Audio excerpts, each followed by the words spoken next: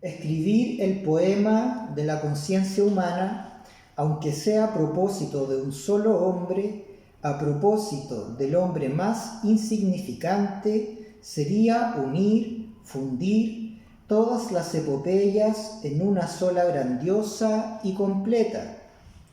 La conciencia es el caos de las quimeras, de las ambiciones, de las tentativas, el horno de los delirios, el antro de las ideas vergonzosas, el pandemonium de los sofismas, el campo de batalla de las pasiones. Si a ciertas horas penetráramos a través de la faz lívida de un ser humano que reflexiona, si mirásemos detrás de aquella faz, en aquella alma, en aquella oscuridad, descubriríamos bajo el silencio exterior combates de gigantes como en Homero, peleas de dragones y de hidras, y nubes de fantasmas como en Milton, espirales visionarias como en Dante. No hay nada más sombrío que este infinito que lleva el hombre dentro de sí, y al cual refiere con desesperación su voluntad y las acciones de su vida. Dante encontró un día una puerta siniestra que le hizo dudar. Nosotros estamos ahora también en el umbral de una puerta ante la cual dudamos. Pero entremos. Poco tenemos que añadir a lo que sabe el lector de lo que pasó a Jean Valjean después de la aventura de Gervasillo. Desde aquel momento fue otro hombre. El deseo del obispo se vio realizado. En el criminal se verificó algo más que una transformación. Se efectuó una transfiguración. Desapareció, vendió la plata del obispo, conservando los candelabros como un recuerdo. Pasó de pueblo en pueblo, atravesó Francia, vino a M, a orillas del M, concibió la idea que hemos dicho, realizó lo que hemos referido, consiguió hacerse desconocido e inaccesible y, establecido ya, contento con sentir su conciencia pesarosa de lo pasado y por ver desmentida la primera mitad de su existencia por la segunda, vivió pacífico, seguro, con esperanzas, sin tener más que dos ideas: ocultar su nombre y santificar su vida, huir de los hombres y volver a acercarse a Dios.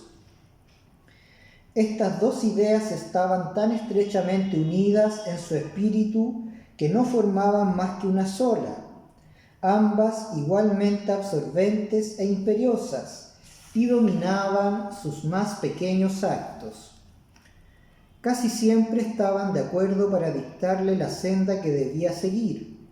Las dos le arrastraban hacia la oscuridad, le hacían benévolo y sencillo, le aconsejaban lo mismo, pero algunas veces disentían, y entonces el hombre conocido por el señor Magdalena no dudaba en sacrificar la primera a la segunda, su seguridad a su virtud.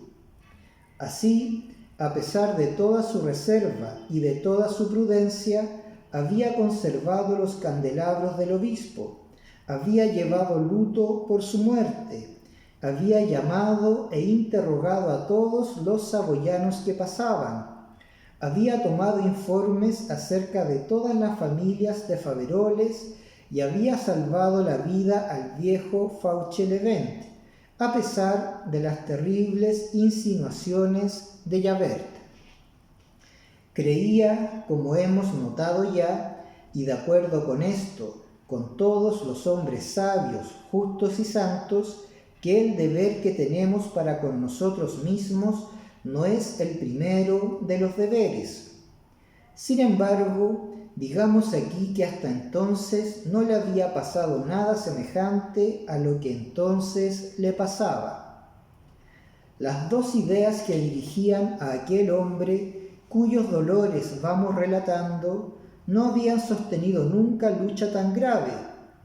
Él lo comprendió confusa, pero profundamente, desde las primeras palabras que pronunció Yahvé al entrar en su cuarto, y cuando oyó pronunciar el nombre que había sepultado bajo tan espesos velos, quedó sobrecogido de estupor y como trastornado ante tan siniestro e inesperado golpe del destino. A través de este estupor sintió el estremecimiento que precede a las grandes sacudidas. Se doblegó como una encina cuando se aproxima la tempestad, como un soldado antes del asalto, y vio venir sobre su cabeza nubes sombrías preñadas de rayos y centellas. Al oír a Yahvé, su primer pensamiento fue ir a Arras, denunciarse a sí mismo, sacar a Champmathieu de la cárcel y reemplazarle. Esta idea fue para él dolorosa, punzante, como incisión en carne viva, pero pasó y se dijo: veremos, veremos. Reprimió este primer movimiento de generosidad y retrocedió ante el heroísmo. Sin duda hubiera sido más heroico que después de las santas palabras del obispo, después de tantos años de arrepentimiento y de abnegación, en medio de una penitencia tan admirablemente empezada, este hombre, en presencia de una crisis tan terrible, no hubiera dudado un momento y hubiese marchado con el mismo paso hacia aquel precipicio en cuyo fondo estaba el cielo. Esto, decimos, hubiera sido más heroico, pero no fue así. Es preciso que demos cuenta exacta de lo que pasaba en aquel alma y que copiemos simplemente lo que en ella había. En el primer momento el instinto de conservación fue el que alcanzó la victoria.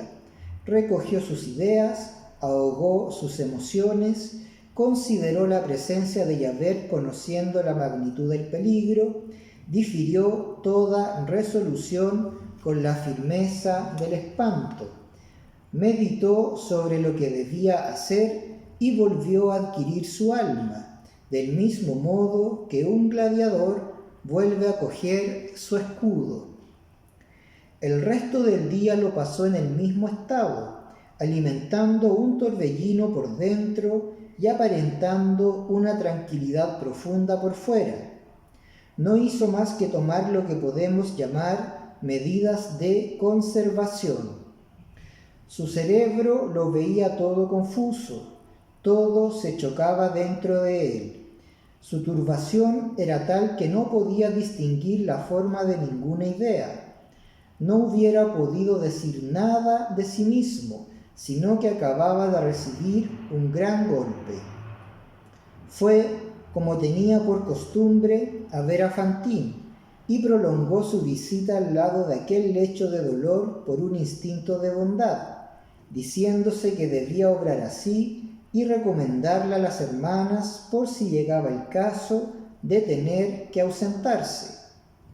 Conoció vagamente que tal vez tendría que ir a Arras, y sin estar decidido en manera alguna a hacer este viaje, se dijo que, estando como estaba al abrigo de toda sospecha, no había inconveniente en ser testigo de lo que pasase, y mandó preparar el tilburí de Scaufflaire para estar preparado para todo evento. Comió con bastante apetito, volvió a su cuarto y se recogió en sí mismo. Examinó su situación y la creyó extraordinaria, tan extraordinaria que, en medio de su meditación y por un impulso de temor casi inexplicable, se levantó de la silla y echó el cerrojo a la puerta. Temía que entrase alguna cosa, se parapetaba contra todo lo posible. Un momento después apagó la luz, le estorbaba, creía que con ella podrían verle.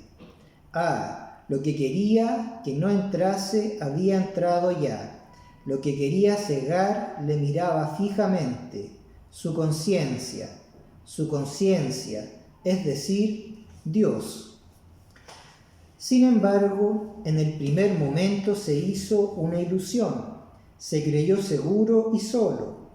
Con el cerrojo echado se juzgó inaccesible, con la luz apagada se tuvo por invisible.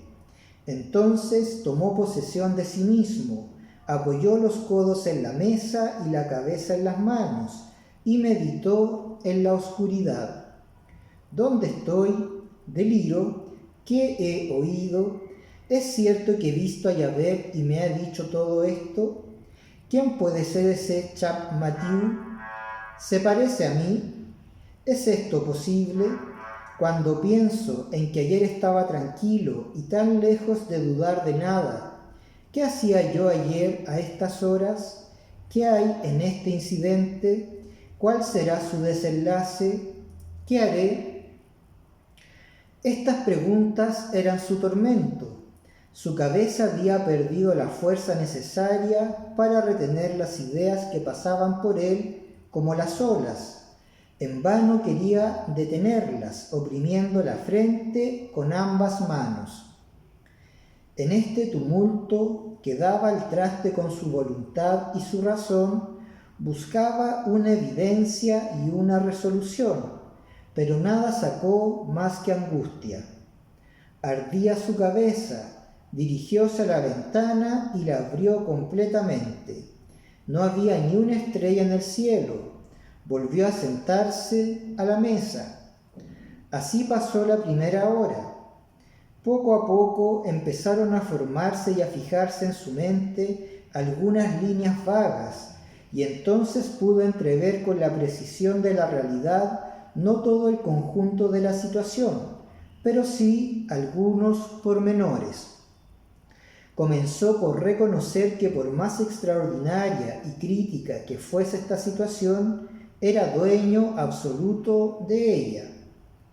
Con esto, lejos de disminuirse, se aumentó su estupor. Independientemente del objeto severo y religioso que se proponía en sus acciones, todo lo que había hecho hasta aquel día no había tenido más fin que el de ahondar una fosa para enterrar en ella su nombre. Lo que siempre había temido en sus horas de reflexión, en sus noches de insomnio, era oír pronunciar este nombre. Decíase que esto sería el fin de todo, que el día en que ese nombre volviera a sonar haría desaparecer su nueva vida. ¿Y quién sabe si también su nueva alma?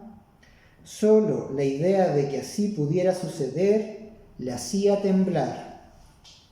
Y si en aquellos momentos le hubieran dicho que llegaría un día en que resonaría ese nombre en sus oídos, en que las odiosas palabras Jan Valjean saldrían repentinamente de las tinieblas y se erguirían delante de él, en que aquella gran luz encendida para disipar el misterio que le rodeaba resplandecería súbitamente sobre su cabeza, y que, sin embargo, tal nombre no le amenazaría, semejante luz no produciría sino una oscuridad más espesa. Aquel velo roto aumentaría el misterio, aquel temblor de tierra consolidaría su edificio, aquel prodigioso incidente no tendría más resultado.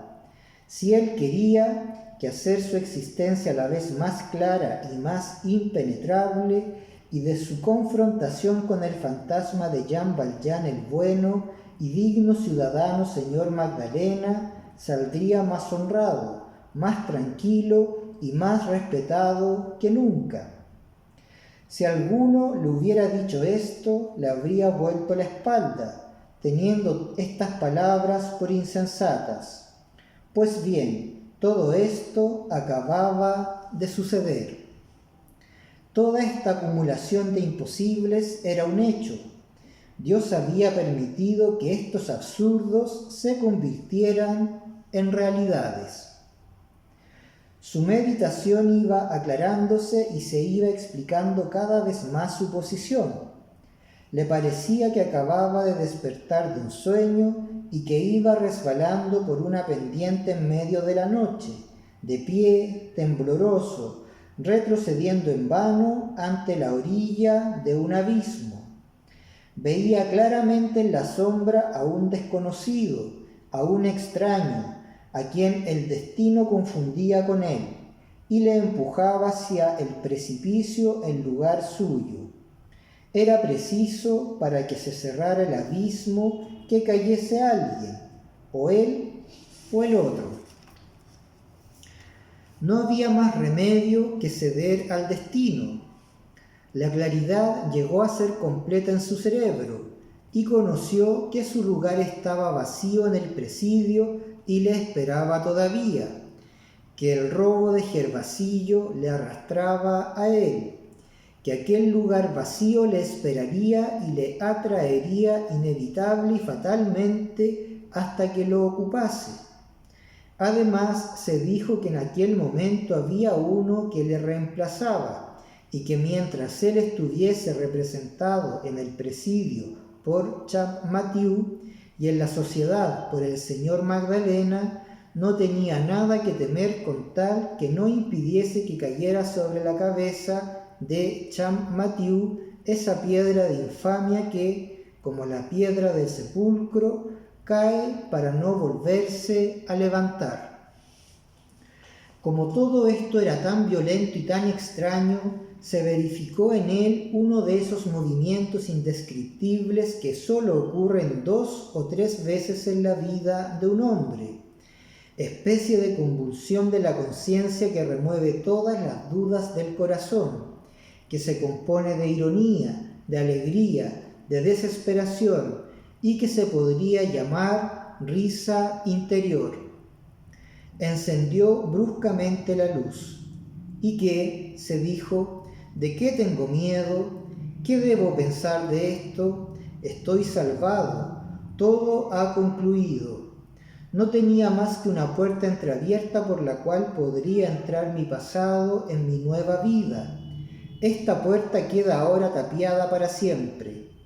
Ese Javert que me acosa hace tanto tiempo, ese terrible instinto que parecía haberme adivinado y me seguía a todas partes, ese perro de presa siempre en acecho sobre mí, está ya desorientado completamente. Está satisfecho y me dejará en paz. Ya tiene a su Jean Valjean. ¿Quién sabe, además, si pensará dejar esta población? Y todo ha sucedido sin intervención mía. Yo no he soñado en ello para nada. Bah, por ventura, ¿es este algún suceso desgraciado? Los que me viesen creerían que me había sucedido alguna catástrofe. Y, sobre todo, si resulta mal para alguien no es por culpa mía. La providencia lo ha hecho y, por consiguiente, eso es lo que quiere que suceda, al menos aparentemente. ¿Tengo yo derecho para desordenar lo que ella ordena? ¿Qué es lo que ahora quiero? ¿En qué voy a mezclarme? Para nada me llaman. ¿Cómo? Y no estoy contento, pues ¿qué es lo que busco? El fin a que aspiro hace tantos años, el sueño de mis noches, el objeto de mis oraciones, es la seguridad. Pues ya la tengo. Dios lo quiere y no debo sublevarme contra la voluntad de Dios. ¿Y por qué lo quiere? Para que yo continúe lo que he empezado, para que realice el bien, para que dé un grande y animoso ejemplo, para que se diga, en fin, que ha habido alguna parte de felicidad en esta penitencia que he sufrido, en esta virtud a la cual he vuelto. En verdad que no comprendo por qué he tenido miedo hace poco de entrar en casa de ese buen cura, contarle todo como a un confesor y pedirle consejo, cuando estoy seguro de que habría dicho esto mismo. Está decidido, dejemos correr los sucesos, dejemos obrar a Dios. De este modo se hablaba en las profundidades de su conciencia, inclinado sobre lo que podría llamarse su propio abismo. Se levantó de la silla y se puso a pasear por la habitación. Vamos, dijo, no pensemos más en ello, ya he tomado mi resolución. Mas no sintió alegría alguna. Por el contrario, querer prohibir a la imaginación que vuelva a una idea es lo mismo que querer prohibir al mar que vuelva a la playa. Para el marinero este fenómeno se llama marea, para el culpado se llama remordimiento. Dios mueve las almas lo mismo que el océano. Al cabo de pocos instantes, por más que hizo para evitarlo, continuó aquel sombrío diálogo, en que él mismo era el que hablaba y oía hablar, diciendo lo que hubiera querido callar y oyendo lo que no hubiera querido oír, cediendo a aquel poder misterioso que le decía: piensa, del mismo modo que decía hace 2000 años a otro condenado: anda. Pero antes de pasar adelante y para que seamos perfectamente comprendidos, insistamos en una observación necesaria. Es cierto que el hombre se habla a sí mismo. No hay ningún ser pensador que no lo haya experimentado. Puede decirse que el misterio más grande y magnífico del verbo es el que realiza cuando en el interior del hombre va del pensamiento a la conciencia y vuelve de la conciencia al pensamiento. En tal sentido solamente deben entenderse las palabras empleadas con frecuencia en este capítulo. Dijo, exclamó, se decía, se hablaba a sí mismo, sin que el silencio exterior se rompiese. Dentro de nosotros hay un gran tumulto, todo habla en nosotros, excepto la boca. Las realidades del alma no dejan de ser realidades porque sean invisibles e impalpables. Preguntóse, pues, dónde estaba de su resolución.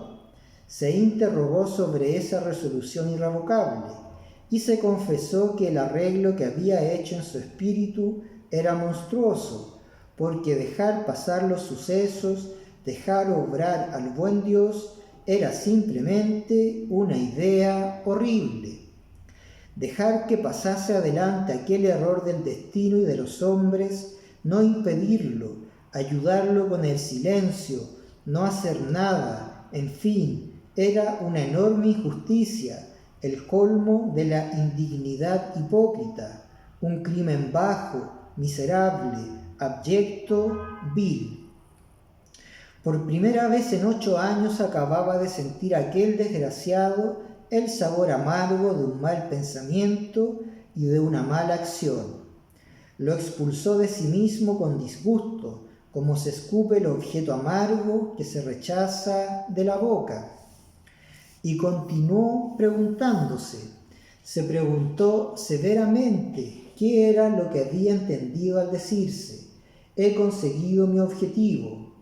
Reconoció que su vida tenía efectivamente un objetivo, pero ¿cuál? Ocultar su nombre, engañar a la policía, y para esto, para una cosa tan pequeña, había hecho todo lo que había hecho. ¿No tenía acaso otro objetivo, que era el grande, el verdadero, salvar no su persona, sino su alma, ser bueno y honrado, ser un justo? ¿No era esto, sobre todo, no era esto únicamente lo que él había querido y el obispo le había mandado? Cerrar la puerta a su pasado, pero no la cerraba, la volvía a abrir con una acción infame, volvía a ser ladrón, y ladrón del género más odioso, robaba a otro su existencia, su vida, su paz, la luz del sol. Era, pues, un asesino. Mataba moralmente a un infeliz, le condenaba a esa horrible muerte de los vivos, a esa muerte a cielo abierto que se llama presidio. Por el contrario, entregarse, salvar a ese hombre, objeto de tan funesto error, tomar su nombre, volver a ser por obligación el presidiario Jean Valjean, era verdaderamente acabar su resurrección y cerrar para siempre el infierno de que salía. Caer en apariencia en ese infierno era en realidad salir de él. Era necesario cumplir ese deber, porque nada habría hecho si no lo cumplía, y su vida sería inútil, su penitencia ineficaz, absolutamente estéril y sin objeto. Conocía que el obispo estaba allí con él, tanto más presente cuanto que estaba muerto. El obispo le miraba fijamente, y si no cumplía su deber, el alcalde, el señor Magdalena, con todas sus virtudes, le sería odioso, y en su comparación el presidiario Jean Valjean sería un hombre admirable y puro. Los hombres verían su máscara, el obispo veía su rostro. Los hombres verían su vida, el obispo veía su conciencia. Debía, por tanto, ir a Arras, libertar al falso Jean Valjean y denunciar al verdadero. Este era el mayor de los sacrificios, la victoria más dolorosa, el último y más difícil paso, pero era necesario darle.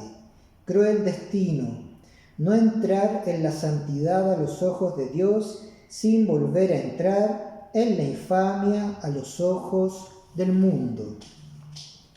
Pues bien, dijo, tomemos esta resolución, cumplamos con nuestro deber, salvemos a ese hombre.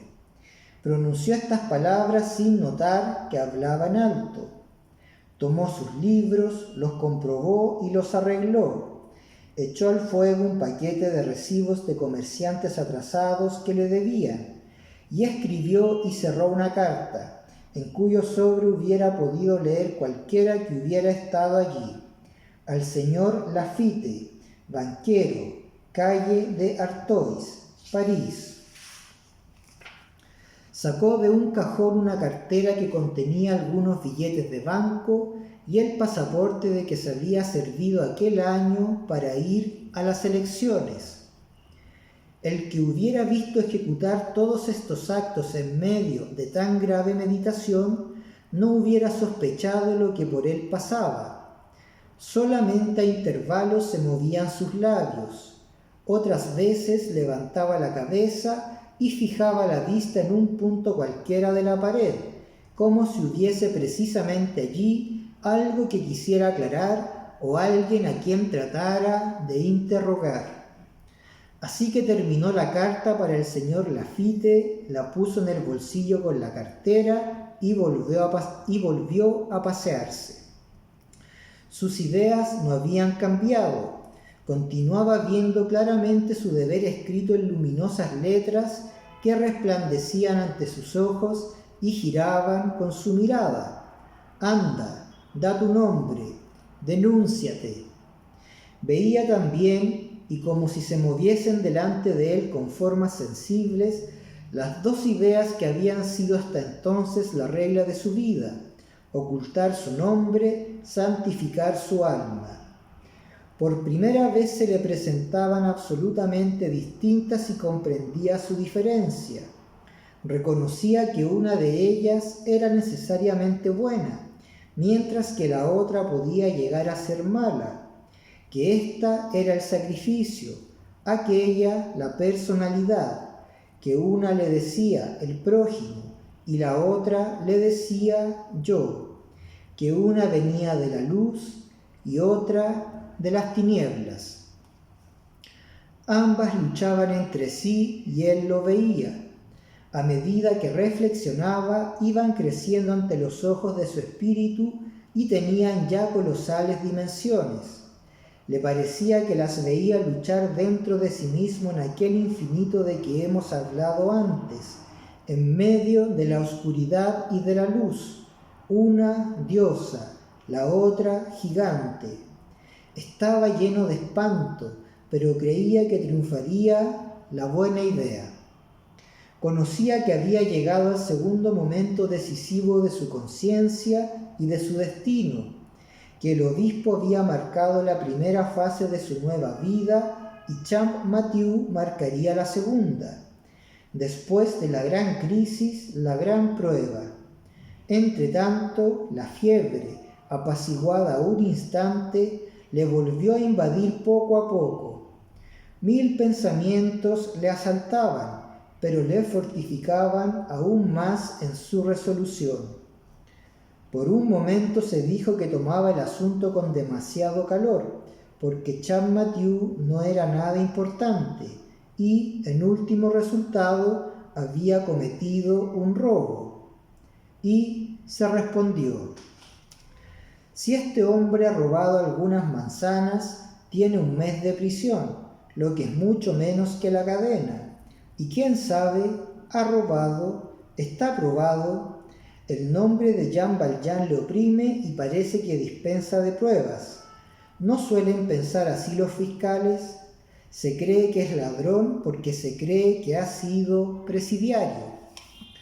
En otro momento pensó que si se denunciaba a sí mismo, tal vez se comprendería el heroísmo de su acción, se tendrían en cuenta sus 7 años de honradez y lo que había hecho por el país, y se le haría gracia. Pero esta suposición se desvaneció enseguida, y se sonrió amargamente pensando que el robo de los 40 sueldos a Gervasillo le hacía reincidente, que este crimen reaparecería y que la ley le condenaría a cadena perpetua. Comenzó a perder todas las ilusiones, se alejó más y más de la tierra y buscó el consuelo y la fuerza en otra parte. Se dijo que le era preciso cumplir su deber, que tal vez no sería más desgraciado después de cumplirle que después de haberle eludido, que si dejaba pasar los sucesos, si permanecía en M, a orillas del M, su consideración, su buen nombre, sus buenas obras, la deferencia y la veneración públicas, su caridad, sus riquezas, su popularidad, estarían cimentadas sobre un crimen. ¿Y qué tranquilidad podrían dar cosas tan santas unidas a la maldad? Pero si realizaba su sacrificio al presidio, al potro, a la cadena, al gorro verde, al trabajo sin descanso, a la vergüenza sin piedad, se uniría siempre una idea celestial. Por fin se dijo que su destino era este, que él no era dueño de arreglar lo que viene desarreglado de arriba, y que tenía que escoger en todo caso entre la virtud exterior unida a la abominación interior o la santidad interior unida a la fama exterior.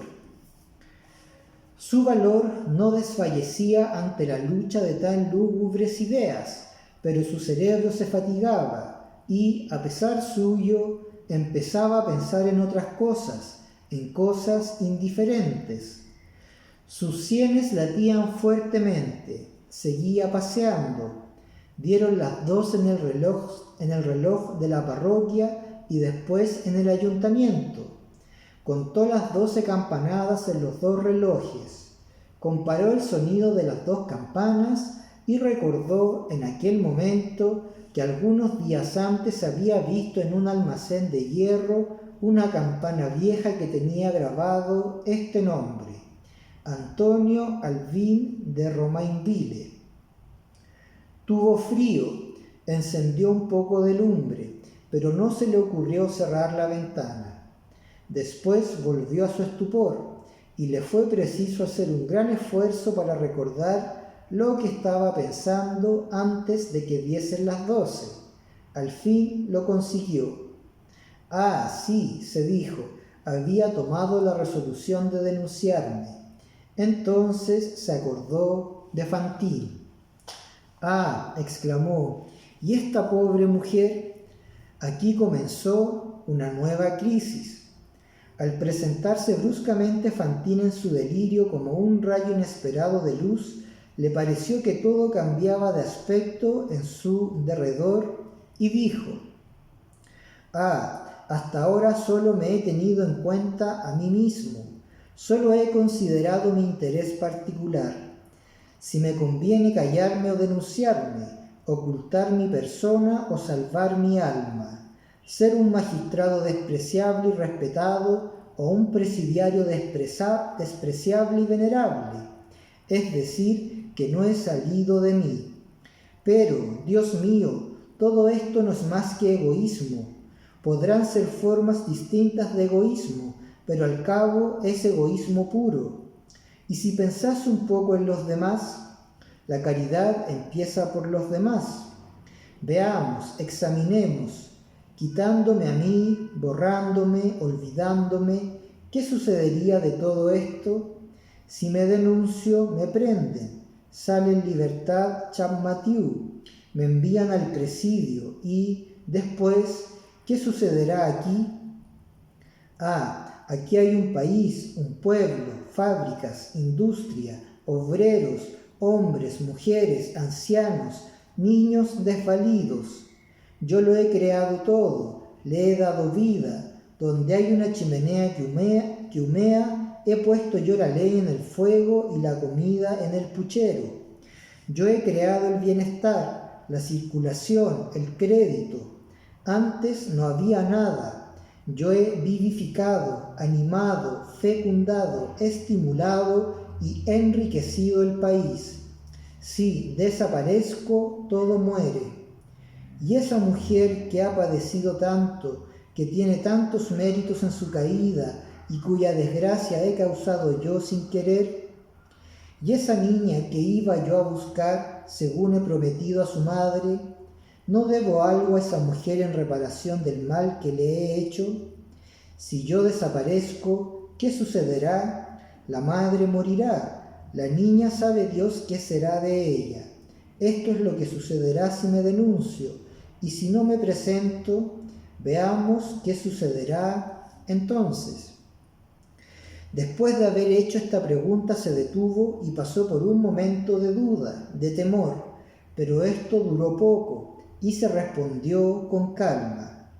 Ese hombre irá a presidio, es verdad, pero como ha de ser, es un ladrón. No puedo hacerme la ilusión de que no ha robado. Ha robado.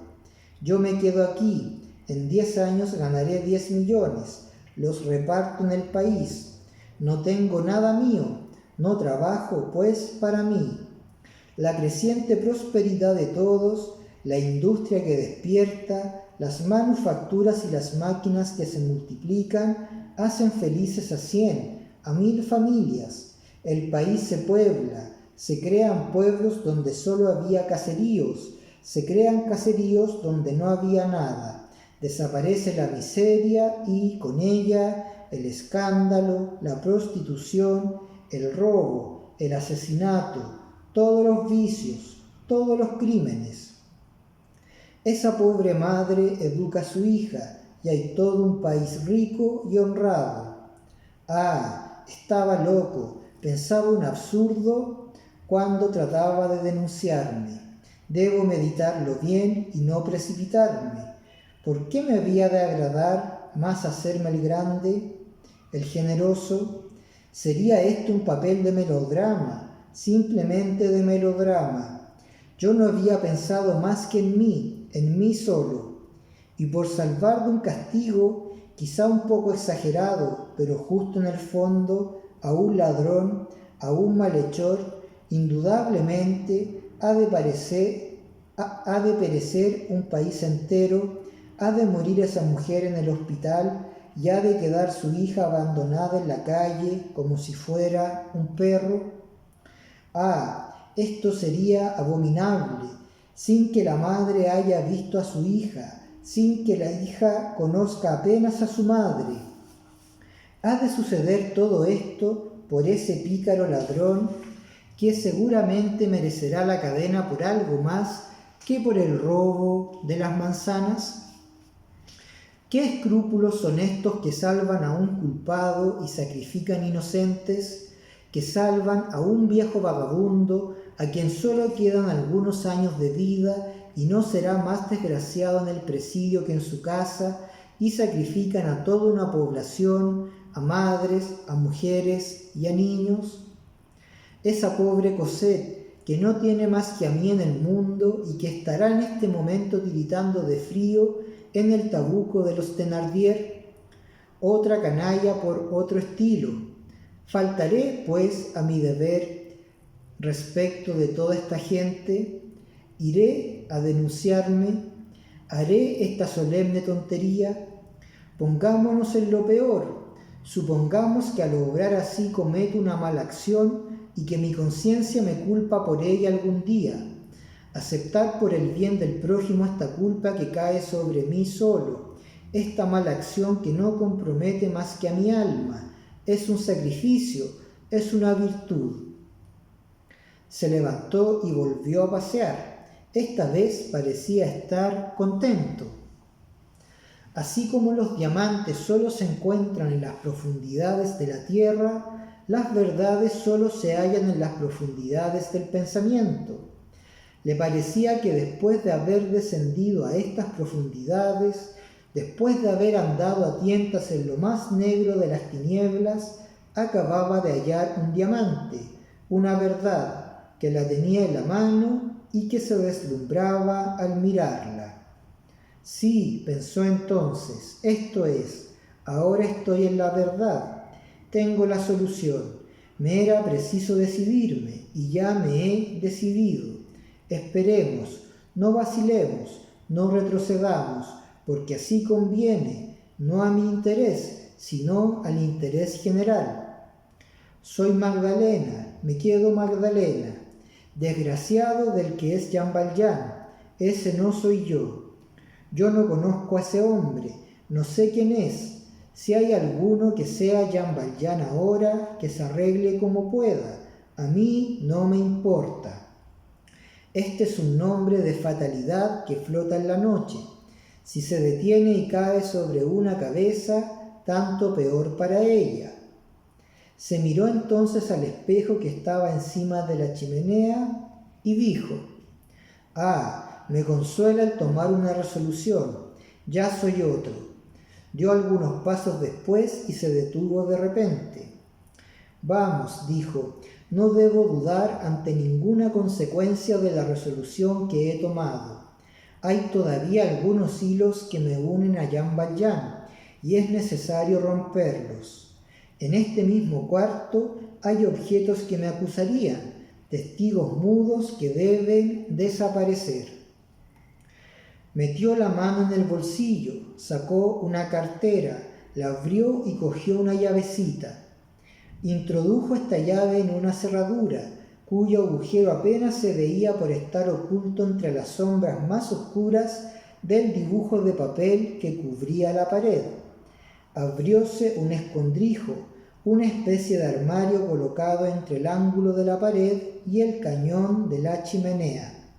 Solo había en aquel cajón unos andrajos, un saco azul, un pantalón viejo, un morral y un grueso palo de espino con contera en los dos extremos. Los que habían visto a Jean Valjean en la época en que pasó por D, en octubre de 1815, habrían conocido fácilmente aquellos harapos. Los había conservado, lo mismo que los candelabros de plata, para tener siempre presente su punto de partida, pero ocultaba lo que era del presidio y dejaba ver lo que era del obispo. Dirigió una mirada furtiva a la puerta, como si temiese que la abriese alguien, a pesar del cerrojo, y después, con un movimiento vivo y brusco, de una sola brazada, sin mirar siquiera aquellos objetos que había guardado tantos años con tanto cuidado y peligro, lo cogió todo, harapos, palo y morral, y lo arrojó al fuego. Cerró el escondrijo y, redoblando sus precauciones completamente inútiles, puesto que ya estaba vacío, puso un mueble atrancando la puerta. Al cabo de algunos segundos la habitación y la pared de enfrente se iluminaron con un resplandor rojizo y tembloroso. El morral, al consumirse con los harapos que contenía, había dejado ver una cosa que brillaba en la ceniza. Acercándose se hubiera visto una moneda de plata. Sin duda era la moneda de 40 sueldos robada al saboyano. Pero él no miraba el fuego, continuaba pasando con el mismo paso. De repente su vista se fijó en los 2 candelabros de plata que con la llama relucían vagamente encima de la chimenea. «Ah», pensó, «aún está ahí Jean Valjean, hay que destruir eso». Y cogió los candelabros. Había aún bastante lumbre para poder quitarles la forma y hacer de ellos una barra o cosa parecida. Se inclinó cerca de la chimenea y se calentó un instante. «¡Qué buen calor!», dijo. Removió la lumbre con uno de los candelabros. 1 minuto más en esta disposición de ánimo y ambos hubieran ido al fuego. En este momento le pareció oír dentro de sí una voz que gritaba: «Jean Valjean, Jean Valjean». Sus cabellos se erizaron y quedó como un hombre que oye una cosa terrible. «Sí, acaba», decía la voz, «completa lo que haces, destruye esos candelabros, aniquila ese recuerdo, olvida al obispo, olvídalo todo, pierde a Champmathieu, todo va bien, regocíjate, ya está resuelto». Un hombre, un anciano que no sabe lo que le quieren, que tal vez no ha hecho nada, un inocente cuyo único crimen es tu nombre, va a ser condenado, va a concluir sus días en la abyección y en el horror.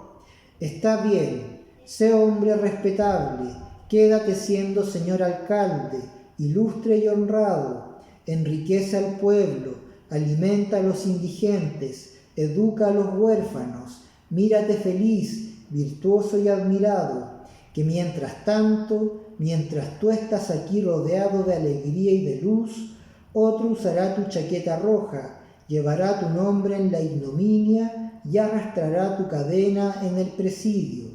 Sí, todo está muy bien arreglado. ¡Ah, miserable! El sudor corría por su frente. Dirigió a los candelabros una mirada extraviada, pero la voz no había concluido y continuó así: «Jean Valjean, a tu alrededor habrá muchas voces que harán gran ruido, que hablarán alto, que te bendecirán, y no habrá más que un ser que te maldiga en las tinieblas. Pues bien, escucha, infame, todas esas bendiciones caerán antes de llegar al cielo. Solo la maldición subirá hasta Dios». Esta voz, débil al principio y que se había elevado desde lo más profundo de su conciencia, había llegado a ser por grados ruidosa y formidable, hasta el punto de creer que la oía distintamente por el oído. Le parecía que había salido de sí mismo y que le hablaba ya desde fuera, y creyó oír sus últimas palabras tan claramente que miró en derredor suyo con cierta especie de terror. «¿Hay alguien aquí?», preguntó en voz alta y azorada, y después añadió, con una risa que parecía la de un idiota: «¡Qué tonto soy, si no puede haber nadie!». Había alguien, en efecto, pero el que allí estaba no era de los seres a quienes puede ver el ojo humano. Dejó los candelabros en la chimenea y volvió a aquel paseo monótono y lúgubre que había despertado súbitamente al cajero que dormía en la habitación inferior. Este paseo le consolaba y abrumaba al mismo tiempo, porque en ciertas ocasiones críticas el hombre parece que se mueve para pedir consejo a todo lo que encuentra al paso. Al cabo de algunos instantes no sabía dónde estaba de su meditación. Retrocedía con igual espanto ante las 2 resoluciones que había tomado. Las 2 ideas que le aconsejaban le parecían a cual más funestas. ¿Qué fatalidad envolvía aquella equivocación personal respecto de Champmathieu? Verse precipitado por el mismo medio que parecía haber escogido la providencia para tranquilizarle. Hubo un momento en que pensó en el porvenir, denunciarse, entregarse. Se pintó con inmensa desesperación todo lo que tenía que abandonar y todo lo que tenía que volver a adquirir. tenía que despedirse de aquella vida tan buena, tan pura, de todo, del honor, de la libertad. Ya no podría pasearse por el campo, ni oír los cantos de los pájaros en la primavera, ni dar limosna a los pequeñuelos, ni sentir la dulzura de las miradas de amor y de reconocimiento que se fijaban en él. Tendría que abandonar aquella casa que había edificado, aquel cuartito que había arreglado para sí. Ya no leería aquellos libros, ya no escribiría en aquella mesita de madera tan blanca. La portera, que era su única criada, no le subiría ya el café por la mañana. En vez de esto pasaría por el presidio, el cepo, la chaqueta roja, la cadena al pie, el trabajo, el calabozo, la cama de tablas y todos los horrores conocidos. A su edad y después de lo que había sido, si fuese aún joven, pero anciano y ser tuteado por todo el mundo, humillado por el carcelero, apaleado por el cabo de vara, llevar los pies desnudos en zapatos cerrados, presentar tanto por la mañana como por la tarde su pierna al martillo de la ronda que examina los grillos, sufrir la curiosidad de los extraños, a quienes se diría: este es el famoso Jean Valjean, que fue alcalde de M. Y por la noche, cubierto de sudor, abrumado de cansancio, con el gorro verde sobre los ojos, subir de dos en dos, bajo el látigo del cabo, la escala del pontón flotante. ¡Oh, qué miseria! ¿Puede acaso el destino ser malo? De modo que siempre venía a caer en el mismo dilema que formaba la base de su meditación: permanecer en el paraíso y ser un demonio, o entrar en el infierno y ser un ángel. ¿Qué hacer, gran Dios? ¿Qué hacer? El tormento de que se había creído librado volvió a desencadenarse. Sus ideas volvieron a confundirse y tomaron ese carácter de estupidez propio de la desesperación. El nombre de Romainville se presentaba sin cesar a su imaginación en dos versos de una canción que había oído hacía tiempo. Pensaba en que Romainville es un bosquecillo cerca de París, a donde van los amantes a coger lilas en el mes de abril. Seguía paseando y vacilando, lo mismo exterior que interiormente. Paseaba como un niño que empieza a andar solo. En algunos momentos, luchando con su cansancio, hacía un esfuerzo para ordenar su inteligencia. Trataba de presentarse definitivamente y por última vez el problema sobre el cual, por decirlo así, había caído abrumado de fatiga. Debía denunciarse, debía callar, no conseguiría ver nada claro. Los vagos razonamientos que se sucedían en su delirio temblaban y se disipaban sucesivamente, convirtiéndose en humo. Solamente conocía que cualquiera que fuese la resolución que tomara, necesariamente, y sin que pudiera evitarlo, algo en él iba a morir, ya entrase en el sepulcro por la derecha o por la izquierda, ya pasase por la agonía de su felicidad o por la agonía de su virtud. Había vuelto a ser presa de esta irresolución. No había adelantado nada desde el principio. Así luchaba en medio de la angustia aquel desgraciado. 1800 años antes, el ser misterioso en que se resumen toda la santidad y todos los padecimientos de la humanidad, mientras que los olivos temblaban agitados por el viento de lo infinito, había apartado por algún tiempo de su mano el horroroso cáliz que se le presentaba, lleno de sombra y de tinieblas, en las profundidades cubiertas de estrellas. Acababan de dar las 3 de la mañana, hacía 5 horas que estaba paseando, casi sin descanso, cuando se dejó caer en su silla, se durmió y soñó. Este sueño, como casi todos, no se refería a su situación, sino a algunas remotas conexiones funestas y dolorosas que le hicieron gran impresión. Aquella pesadilla le afectó tan vivamente que después la escribió y la hemos encontrado entre algunos papeles que dejó escritos. Nos parece oportuno transcribirla aquí textualmente. Cualquiera que fuese este sueño, la historia de aquella noche sería incompleta si omitiésemos esta sombría aventura de un alma enferma.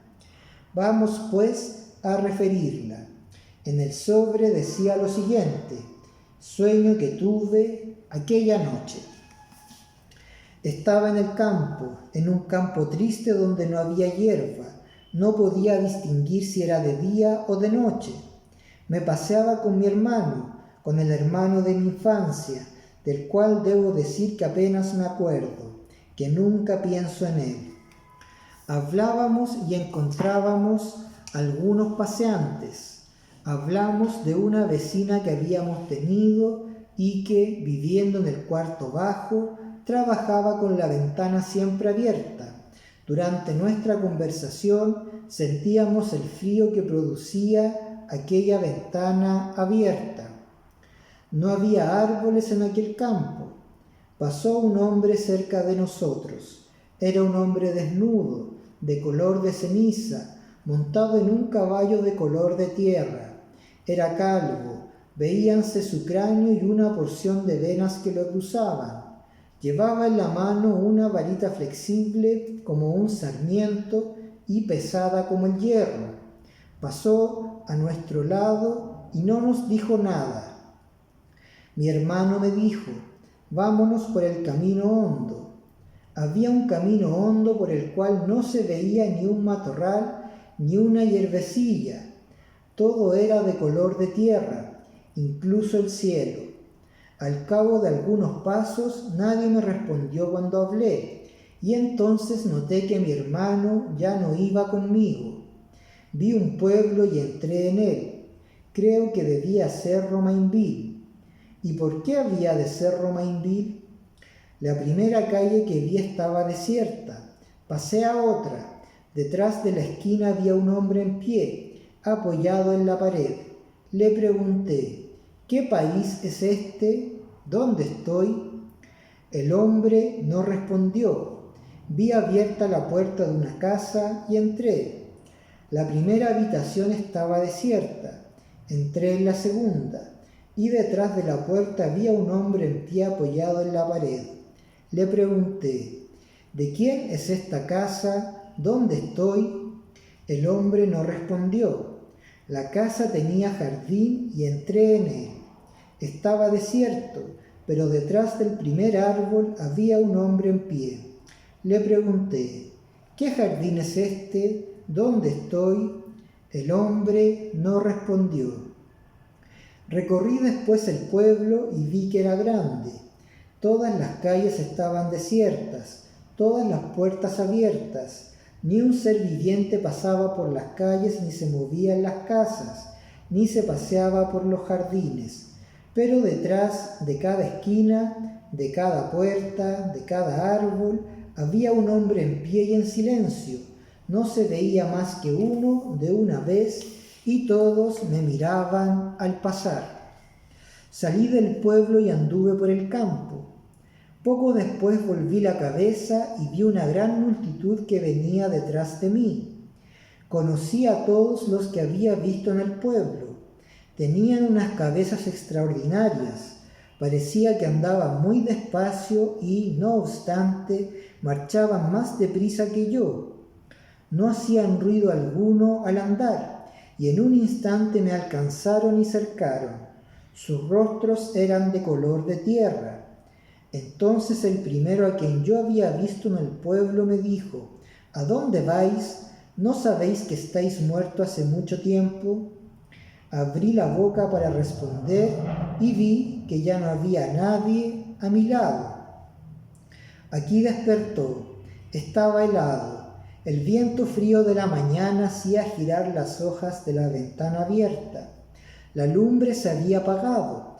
La luz tocaba a su fin. La noche era aún oscura.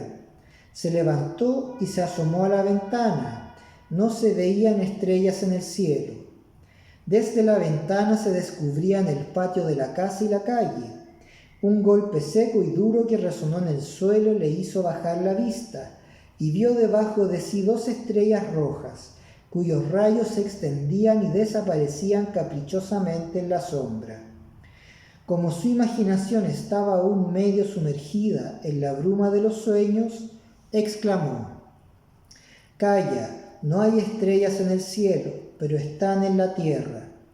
Disipóse pronto esta turbación, y un segundo golpe que acabó de despertarle le dio a conocer que aquellas 2 estrellas eran los faroles de un carruaje, cuya forma pudo distinguir a su claridad. Era un tilburí con un caballo blanco. El ruido que había oído era el de los cascos del caballo en él empedrado. «¿Qué carruaje es este?», se dijo. «¿Quién viene aquí tan temprano?». En este momento llamaron a la puerta de su cuarto. Tembló de pies a cabeza y gritó con voz terrible: «¿Quién?». Una voz respondió: «Yo, señor alcalde». Y conociendo la voz de la portera, dijo: «¿Y qué ocurre?». «Señor, van a dar las 5 de la mañana. ¿Y qué importa? Que está aquí el carruaje». «¿Qué carruaje?». «El tilburí». «¿Qué tilburí? ¿No habéis mandado venir a esta hora un tilburí?». «No, pues el cochero dice que viene en busca del señor alcalde». «¿Qué cochero?». «El del señor Scaufflaire». «Scaufflaire». Este nombre le estremeció como un relámpago que le hubiese pasado cerca de la cara. «Ah, sí», contestó, «el señor Scaufflaire». Si la vieja lo hubiera visto en este momento, de seguro se habría aterrorizado. Hubo después un largo rato de silencio. Se puso a examinar con aire estúpido la llama de la bujía y a coger la cera derretida que había alrededor del pábilo para hacer pelotillas con los dedos. La vieja estuvo esperando hasta que se atrevió a decir: «Señor, ¿qué he de decir al cochero?». «Decidle que está bien, que ahora bajo».